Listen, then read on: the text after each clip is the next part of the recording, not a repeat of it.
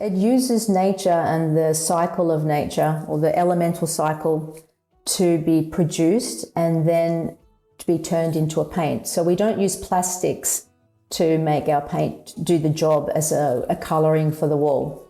We let the material do the work, and that's completely different to conventional paints. Welcome to Imprint, a podcast about creating a home and life you love. I'm Natalie Walton, an interior designer, stylist, and best-selling author focused on an holistic approach to homes. Each week, I'm sharing insights and interviews about the creative process to help you enhance both your interiors and well-being, as well as provide you with the tools and resources to make considered and sustainable choices with all that you create. Hello everyone, I hope you're all well. I've got a question for you. Have you taken the time to consider what's in the paint that's on almost every surface of your home? And do you know how they might be affecting your health or the environment? One of the best choices you can make is Limewash paint, and in today's episode, Bronwyn Riedel of Bowwork Colour shares its benefits. For more than 20 years, she's been working with this natural material alongside her husband, Andreas. And now they have a thriving business based in Germany, selling their paints around the world. Their beautiful home, a German manor house, features in my book still. And today we pick up our conversation from when we last met on a beautiful European summer's day, and she shares her journey to creating a life doing what she loves. Enjoy our conversation. Hi Bronwyn, I am so excited to chat to you. It's been a little while since we saw each other, and the last time that we caught up was when I was in Germany shooting your amazing home, the Schloss. But today I want to kind of chat a little bit about your story, your journey to working with paint, specifically Limewash paint. And I want you to share all the knowledge that you've learned, or at least, the sort of, I guess, the key takeaways about it. But first of all, I like to start at the beginning and just get a little bit of an understanding of, where you grew up, and were there any threads in your life growing up that kind of gave an indication as to where you would end up today? Could you sort of see anything in that childhood? Yeah, hi Natalie. Definitely. I think your childhood always forms where you end up. I grew up on a sheep farm, on a fine wool merino sheep farm in northeast Victoria, and it was quite isolated. And I think that isolation really formed my way of seeing the world. We had to spend a lot of time amusing ourselves, and we spent a lot of time just on the farm, exploring, doing whatever we wanted. And we were always ended up with the confidence then to try things. I think that's a really good kind of way to have an upbringing, and that sort of helps. I think you learn to be creative. I always really loved to make things. My brother and I spent hours. My father was an engineer, and so we were always allowed to go into the big shed and start to make whatever took our fancy. And it was sort of, often it was cubby houses. And I felt an energy when I did that I really enjoyed. And even from as a young child, that process really, I would think about it all night. And so I think, love of nature and the love of creation, sort of creative sort of things started then. And then what about when you were then sort of in those school years, I guess particularly those years where you start thinking about, what am I going to do once I leave school? What were your thoughts at that point? And then what, journey did you go on post-school? Oh, that's kind of interesting. I think a couple of things. I don't think I had a really conscious sort of vision for my adult life when I was still at school, but I kind of wanted to leave, actually, in the end, the country area. I wanted to expand and go somewhere else. I didn't really want to stay in the countryside. And that kind of propelled me into what I was going to do, which my mother said, well, if you're going to leave school and go somewhere, you've got to make a plan. So I decided that film and television makeup would be for me. And though I never really did anything with it, I started it, and then I was allergic to the chemicals in the hairdressing things, and so then I stopped, and then I realized that study and going the traditional way was not for me. So sort of since then, I then just started doing my own things. So can you share some of them some of the key ones? Some of the actually most amazing experience I got, which has set me up very well for my future, was working in restaurants. So of course in those younger years, I didn't have a career, so I worked in restaurants to sort of support myself. And what I learned there was just really super good organizational skills, timing skills, all those kind of things, which I find I really enjoy, and that's sort of has given me a good basis for being in business. So that was kind of in my early years. And then when I had my children, which was also in my mid-20s, I decided that I'd like to have a career or to work in something that would give me flexibility, so that I could be home with them when they needed, but I could also work. So I set up my own business. First, I did a few years of study at printmaking, and then I started my own business, hand painting textiles. And that I did all through my children's younger years. That's which right. kind of got me then into colour. Yeah. Yeah. And it's funny though, because I mean, even when you sort of say that you had an interest in doing makeup and hair for film and television, and I mean, so much of that is like working with a color, working with a palette, it's basically you're applying a palette to somebody's face, aren't you? I mean, it's sort of, you can see a little bit of a thread there. So I think it's always interesting to see, the things that we kind of have a curiosity about when we're, in those very formative years, and to see where it sort of takes us.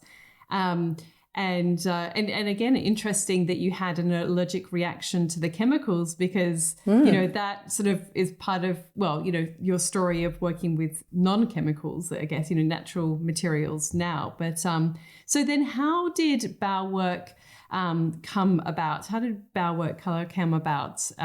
What was the journey for that business starting? Well, actually, another chemical reaction started that too. Because I was quite successful at doing my hand-painted textiles, but it was just a very small business of me and one other. But then I had an accident and I couldn't work for a while. And when I went back to it, the smell of the dyes or the inks that you use just made me feel really sick. So I thought, well, I actually don't really want to do this. And at the same time, my husband Andreas, with his family, his German family, had a business where they did restoration of old historic buildings in Fremantle. And what we noticed in those buildings was the Limewash was still there and it still looked really beautiful. And so he started to make his own for those projects. And one of my things as a textile designer was my use of colour, and I kind of came up with my own way of mixing all my own colours. So I think after that accident, I thought, well, let's do something new. Let's start a business that we do together. And so that's how Bauwerk started in 2000. We bought an old shop, an older bakery in South Fremantle in Western Australia that nobody else wanted. And so we just kind of jumped in. Yeah. Well, that's quite a while ago now. I mean, what was the process like to educating people about this material? Or were you on your own journey of discovery as well at that time? I think a little bit of both. I kind of found that I wanted to colour the paints with pigments, so that started a whole journey for me to understand pigments. And we also, with that property that we had, we kind of, I guess one thing that Andreas and I have always done is we live and work always in the same sort of place. So we did that, and then we started a cafe there in the building, but we also did everything to our beliefs in the natural materials, but kind of in a modern way. So we also always had that sort of underpinning ourselves as well. to sort of take Limewash and also green materials out of the Birkenstock kind of green leaf vibe and into something a bit more modern, and to sort of show people how simple but how good it can be and how good it can feel. So that's sort of how we started. And so in those sort of early years, who were the types of people who were buying, the Limewash from you?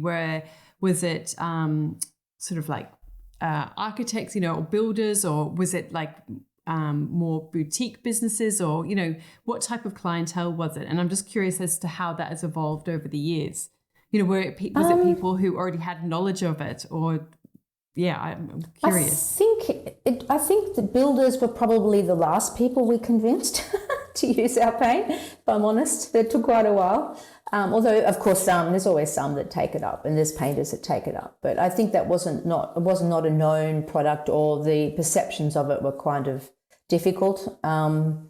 So I think the first clients we had were more just everyday people who saw what we were doing and felt inspired to try it themselves. And I think even to this day, they're some of our best customers, just people who want to do it themselves. Although, of course, we've developed into doing all kinds of things now, but with all different sorts of people. Yeah, no, it's amazing to see how your business has grown. Can you give us a kind of a starter, like a Limewash 101, explaining what actually it is? And how is Limewash different to traditional paints? When I say traditional paints, the sort of the common ones that you sort of buy at the local hardware store. Can you kind of give to the listeners a little bit of an understanding of what it's all about? Well, Limewash is a paint that was actually traditional, yes, before the conventional paints, maybe is the better word. It's a paint made from limestone. Or calcium carbonate. It's a stone that's made from minerals, so it works completely differently.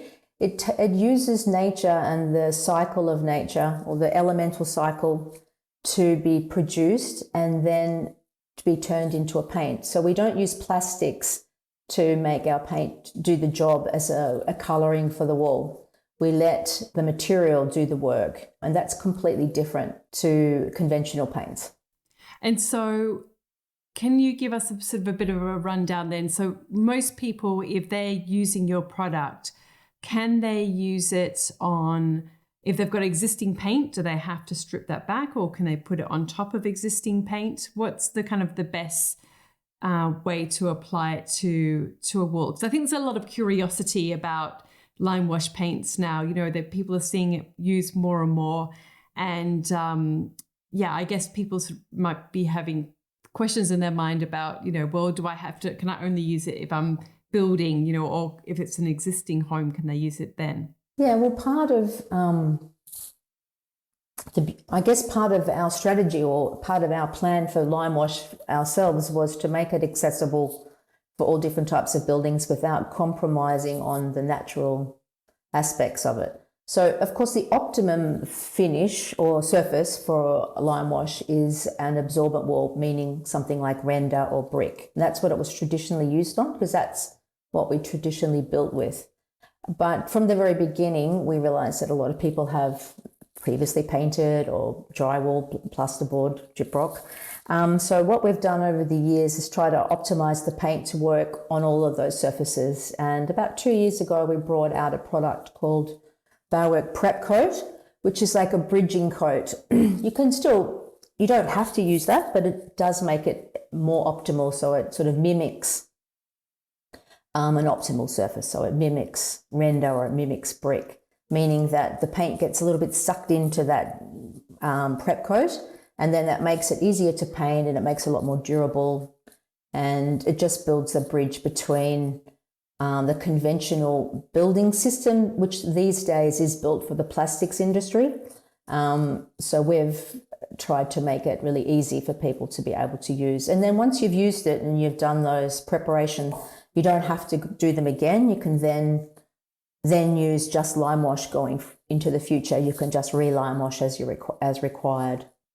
And can you give us a bit of a sort of rundown of, okay, the application? I know on your Instagram feed, you've got some great videos, which I encourage people to check out of applying it. But how is it different to applying a more conventional, let's say, paints that you're using a roller, for instance? You know, can you just sort of run us through the application of it on a wall? Well, it's a lot more expressive and a lot more fun, I think. It's a lot looser as well. You don't have to kind of worry so much because Limewash is very easy to clean up and it doesn't smell. So you can kind of, I don't know, for me personally, I feel like it's a lot more fun to use.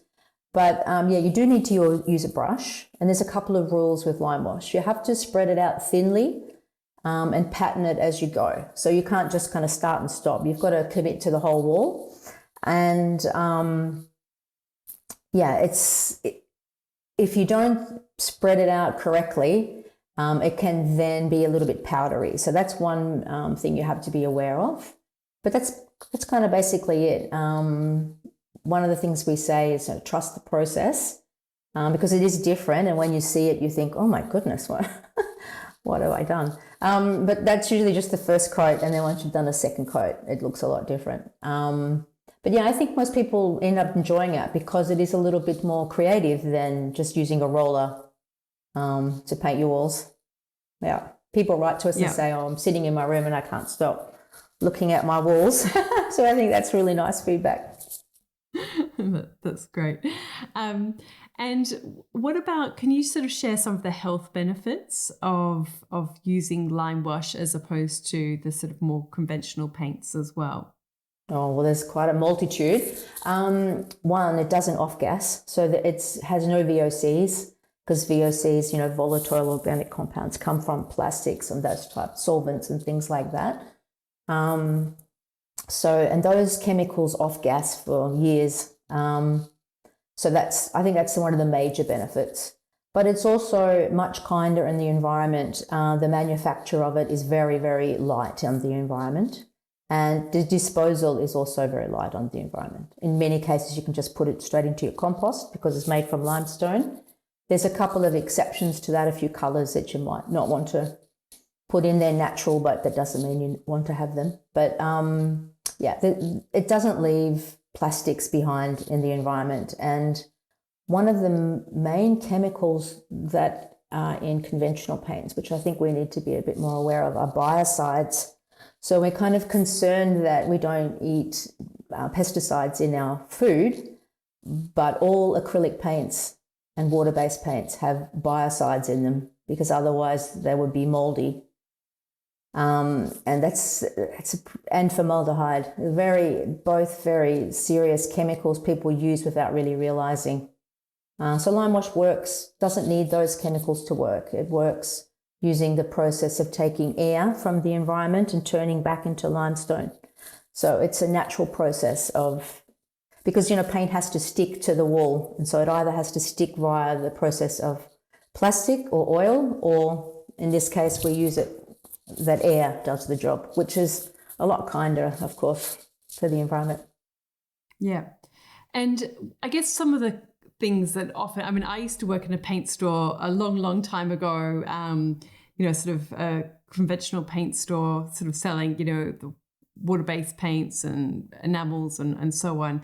And, one of the questions that people are always asking about is, durability in terms of, if you're, can you apply it to woodwork, for instance? And, that kind of around skirting boards, that type of thing? Or is it only the type of product that you would use on a wall? And also serviceability. So if you've got marks on the wall, children, all of those kind of things, how easy is it to clean? Does the color maybe come off at all if you're cleaning it? Or, can you sort of share some insights into those elements? Yeah, on the durability aspect, once it's had time to cure, so because it's not plastic drying, within a few hours, even though it's touch dry, it probably takes at minimum 2 weeks to cure, and it continues to cure over years. So the longer you have it, the more durable it is, and the more you use it, the more durable it is, because you build up more and more and more coats over time. But that's the sort of long view. Regards to children, I mean, I think to me the health aspects of Limewash totally outweigh durability concerns for me. But it's a personal choice, I think. But what we say to people that want to have a bit more durable is use lighter colours because they're a lot easier repaired or redone. Also, lime washing is very quick. So once you've done it once, you can also do a refresher coat, which is what they always did traditionally. And refresher coats also have a lot of Limewash has antibacterial qualities. And so it's a bit of a redo of your space. You can change your color, or you can change the color in your room in the morning and for under a few $100s. So we sort of try to get people to consider it a different way. Durability comes with a cost to your health and the environment health. So the durability that you get is usually with conventional paints, usually requires a lot of chemicals. And we made a decision in the very beginning that we would honour or go with what Limewash is and not try to make it into something it isn't. But in saying that, it's used in many commercial projects, and we've used it in many projects of our own, and I actually don't find the durability that much different to conventional paints, unless they're maybe oil-based paints or something like that. And we don't really recommend it to use it on wood. It's not a wood paint, but I do because I like it. So if you like it, there's nothing stopping you from doing it, but there's some rules to that. And it's only then if you're a real Limewash diehard, I guess. Yeah. Yeah. And what about in wet areas such as bathrooms? Is it suitable for those kind of spaces? Yeah, very suitable. It's really great in bathrooms because of, once again, the antibacterial properties. Mold doesn't grow very easily on Limewash because it's highly alkaline. And it also has the ability to regulate humidity. So Limewash can store moisture, then release moisture, which just seems kind of strange, but it can do that because it's a natural material. We don't recommend it in place of tiles. You need to have tiles in your shower and behind your sink. But in the bathroom generally where you use paint, it's fantastic to use. Yeah, great. I'm sure that you're going to have many people curious to try it out if they haven't already. What about colours? I mean, as you say, you worked for many years with colour as a textile pattern designer. And what are some of the, I guess, I don't like using the word trend because I just, I think that you've just got to go with what feels right for you. But when it comes to using this kind of product in spaces, is there a different way that it reacts to light? So say, for instance, if somebody's got a dark room, does it absorb, the darkness more, or the light, vice versa with the light? Like, does it react differently to light in terms of what you might consider in terms of colors for different types of spaces? Yes, it does a lot, actually. And that's one of the beauties of Limewash. Also, sometimes some of the challenges of Limewash because it refracts light really beautifully, but then it also really does refract what's around it. So we always recommend really making sure that you test the colour out in your space when you use it, because all colours, look different where you put them. But our colours especially are very light refractive, and that's because light bounces off limestone. Limestone's because it's a stone or a mineral, the refraction of it is much different than to flat plastic. So I think one of the major things people love about our paint are actually the colours, and the colours are made by us differently to other paint brands. I've got a big collection of pigments, and I understand those pigments very well, and they're like my children in a way. And I create every colour, and I create every colour, and I test it and try it out, and I see how it really looks on the wall. And I choose and make colours like a painter would. So I look to the undertone, and I try to get because we're using natural pigments, also those natural undertones are for instance, I use umber a lot. So that might be in every color a little bit, just underneath it. And it kind of gives the colors a different look to traditional, conventional paints, because they're all tinted with a universal tinting system, which every paint company uses pretty much. And those tinting systems are also, once again, solvent-based, and there's maybe 6 to 12 choices. And so then the colors just don't have the nuance, I think, that we create with the Limewash and pigment. Yeah, no, I can still remember. I'm pretty sure it was E16, which was like the ochre, like that was the color that everyone, which was Dulux Off White. I mean, that was the one that everyone would get, into a 4-litre can of paint. So I used to sort of, with the Yes. tinting system and do it in that sense. So, it's, but it's just, I think it's so much more rich and so much more depth, obviously, with the sort of the Limewash finish.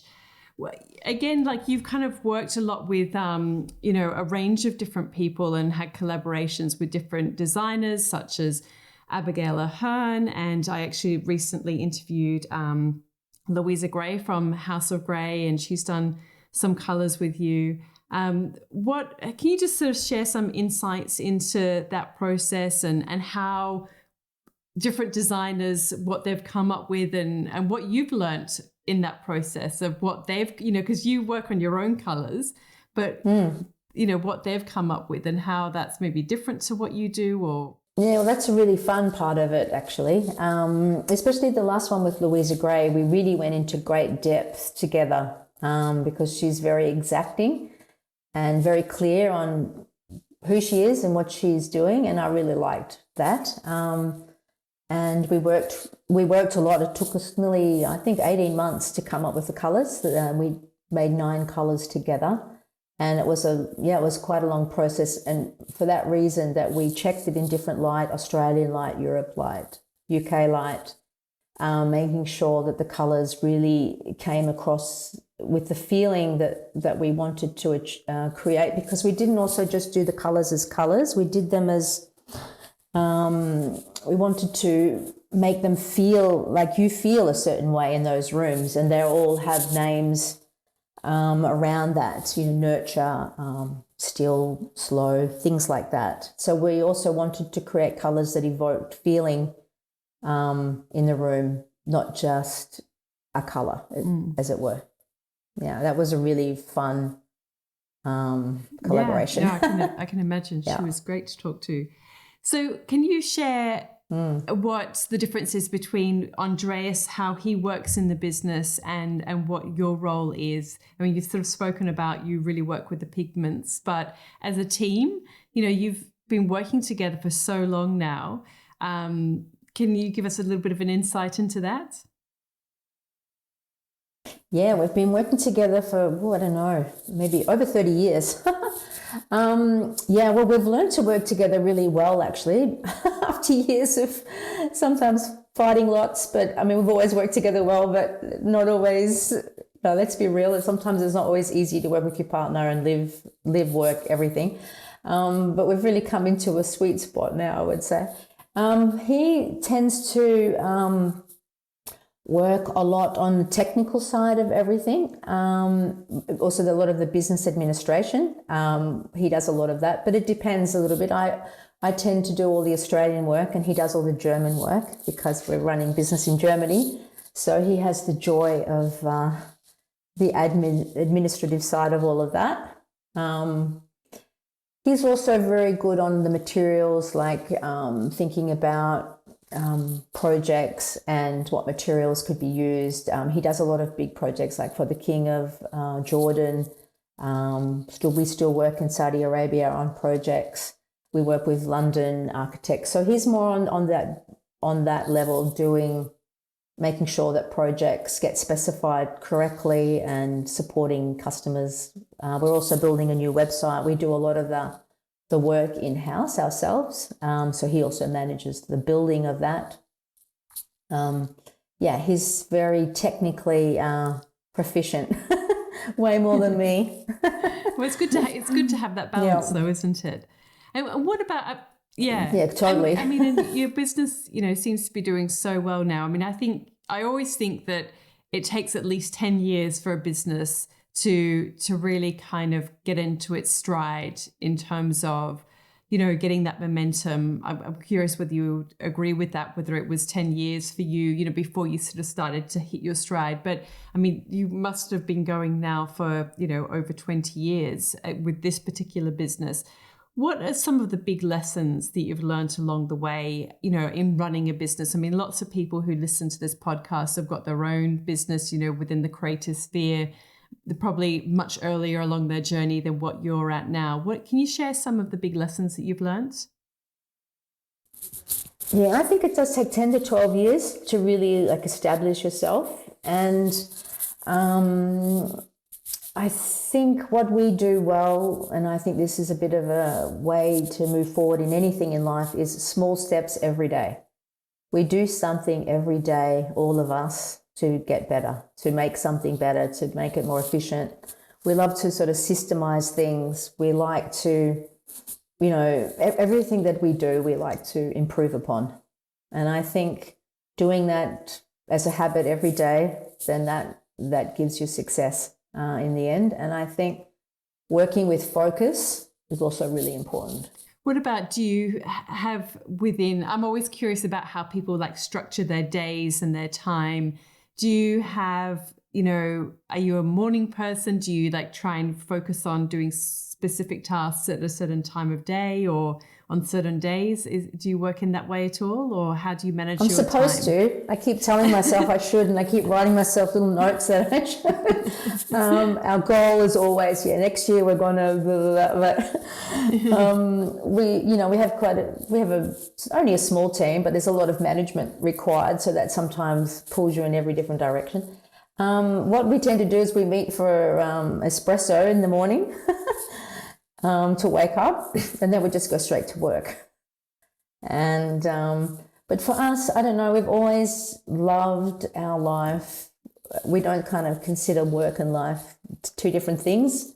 For us, they're the same thing, and we love it. So we just kind of get up every day and go to our separate offices and do our thing, and then meet at lunch with our son and whoever else wants to join, and then we meet again in the evening, kind of thing.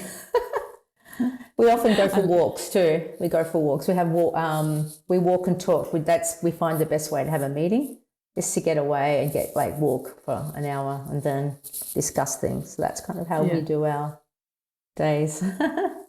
It's funny actually that my husband and I we do that a lot as well. I mean, we're on a country property and we often go for a walk and talk about things. I think there's no children around. It's the time that we can really, and I think there is something about the rhythm of walking that just kind of gets the ideas going. And I find it very productive. Now I've obviously shared your story of moving to Germany in my book Still, and Chris and I shot your space there, but maybe you can kind of give a little bit of an insight as to why you decided to leave Australia. You were based in Western Australia at the time, and why you decided to then go and make that move to live in Germany. Can you share a little bit about that journey? Yeah, sure. Well, some of it wasn't really planned. Some of it was, I guess. I think we realised early on that West Australia only has a very small population, and we'd always sort of thought our brand, we always had in our mind something bigger than we ever were. I'm not really sure why, but we just always did. And so we thought quite early on, within sort of 3 to 4 years, that maybe we should look elsewhere. To grow, and we did think of just growth towards the eastern states of Australia, but then we thought maybe, it doesn't have to be that. We could service that by doing that online. So we started online, maybe it wasn't quite then, it was a bit after that, but we started to think that direction for Australia, and we then went to the Middle East because we felt that could be a good market for Limewash. And we established ourselves there. And then during that, we kind of traveled to Europe because Andreas is German, and also I love Europe. And I'd also sort of had in the back of my mind that I'd like to live elsewhere because we'd lived a long time. Well, I'd lived my whole life in Australia, and we'd lived a long time in Fremantle. Even though I love Fremantle, I wanted to experience living somewhere else. So that was kind of the background. And one of the times we were on holiday here, we found this house online that has Europe's oldest plane tree. And in all the houses that we ever built or did in Australia, we always planted plane trees. We've always loved them. And so we came to have a look and then fell in love with the house and bought it on a kind of crazy whim, with no plans really to live here or work here. At that time, we were busy doing other things. And so for a long time, I think we've had the house now maybe 13 years to 12 years. And we hadn't really planned to live here and work here. So we just used to come on holidays and have fun. And we love decorating, love projects, love building, all of those things. So for us, that was fun. And then, I don't know, maybe 6 years ago or so, we thought, actually, this is really great here, and let's transition out of Middle East and into Europe, just for ourselves to live. And then we started doing work, and then we started with a very small team, and then we just built it, we've turned it into something quite large, bigger than we imagined, actually. And and it's growing all the time. So we're spending a lot of time. We've also got 2 very large barns here, which we're just about finished renovating for the entire production to be done in. So it's been a really good fun, and I love living in the countryside in Germany. Oh, it was a beautiful spot.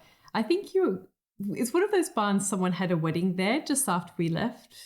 Yes. Yeah, that's right. My nephew, that was so good. It was a very good beginning for the barn. It's nice when you have those kind of occasions. It's like it kind of brings this beautiful energy to them. And it's an amazing home. I love the experience of getting to stay there. And how is the house? Is it? The house is probably not that much different. Because we always, just for everyone to know, it's a very large old house, like a 20-room manor house, which was completely without electricity and everything when we got it, broken windows, etc. So it's now habitable, and we have heating, and we have all the things you need, but it's still not renovated. It's probably a lifetime's work. But we love it, and we enjoy living in it. We tend to sort of always be working on our business rather than our house, but it's lovely. It's a lovely house, and we love having people visit. Yeah, no, it was beautiful. Yeah. All right. Well, before you go, I've got some other questions that I like to ask guests towards the end, and they're just kind of to give a little bit more of an insight into you and what you were inspired by and all of those things. So the first of all, the first question is, which 5 words best describe you? Well, first would be impatient. Very. I've written them down so that I can remember them. Enthusiastic. I'm very enthusiastic about everything. Pretty determined. I guess I'm quite passionate about what I do. And I think I would like to say that I'm kind. I think that's a very important quality. I hope that I have. But maybe not always to myself. I'm a little bit self-critical. I guess that would be me, I think. I think you're, definitely very kind. What's the best life or career lesson you've learned? Be yourself. It's obvious, but it takes, I think for myself anyway, it takes a long time to sit in yourself.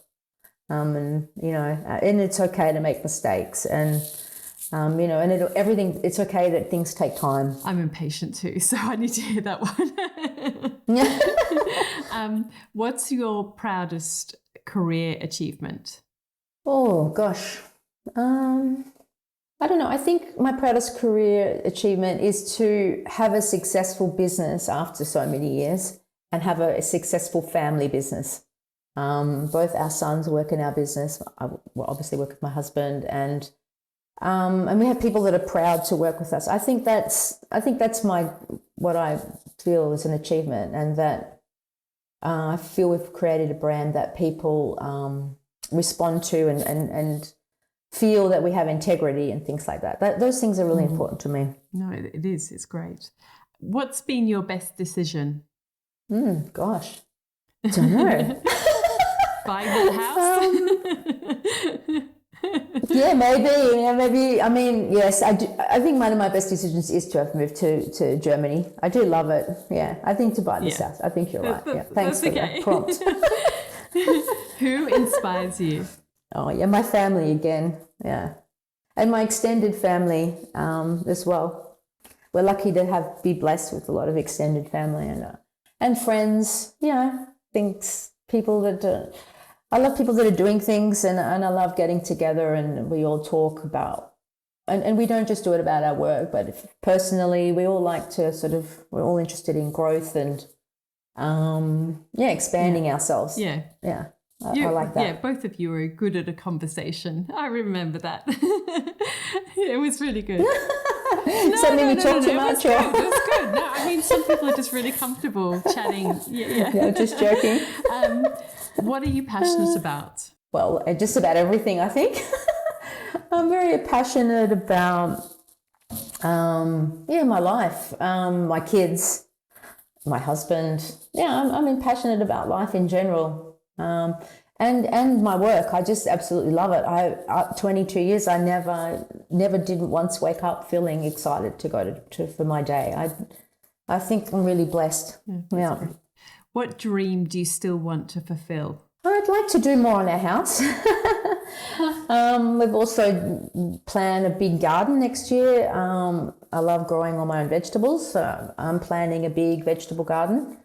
And I'd love next year to be able to invite more people here and share what we're doing. And one of my dreams is to have country weekends where people can come together and just chat and enjoy each other, people maybe that don't know one another, but bring people together and experience, nice times together, drinking wine under the tree or having a nice meal. Those things I love. So that's what I'd love to do next year, more of that.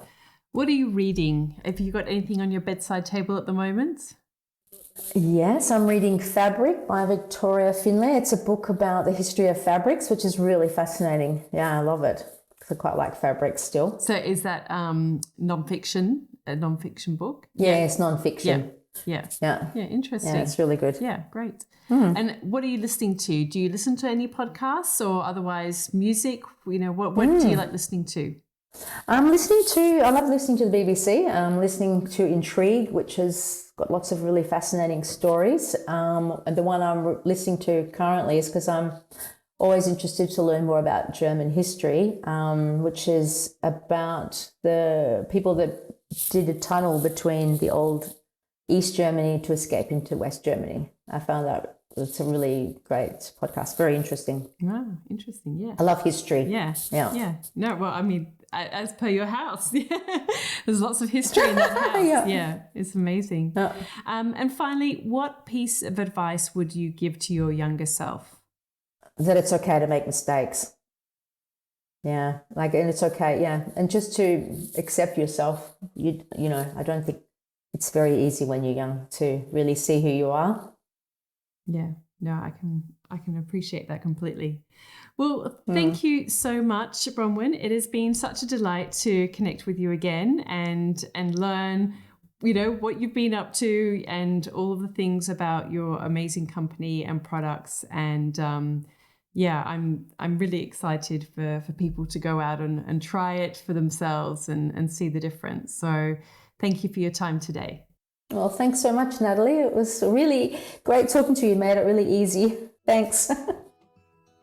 All of the links and info for this episode are at nataliewalton.com/podcast. Don't forget to subscribe so that you can get a direct download of the latest episode. And I really appreciate when you take a minute to rate and review, as well as share the love with someone you know who might benefit from this episode, or on social media. If you'd like to access a range of free resources, come visit my website, nataliewalton.com. Thank you to Jaeger Media for producing this podcast. And I would also like to acknowledge the people of the Bundjalung Nation where it was recorded, and pay my respects to elders past, present, and emerging. I look forward to connecting again soon. I'm Natalie Walton, and you've been listening to Imprint.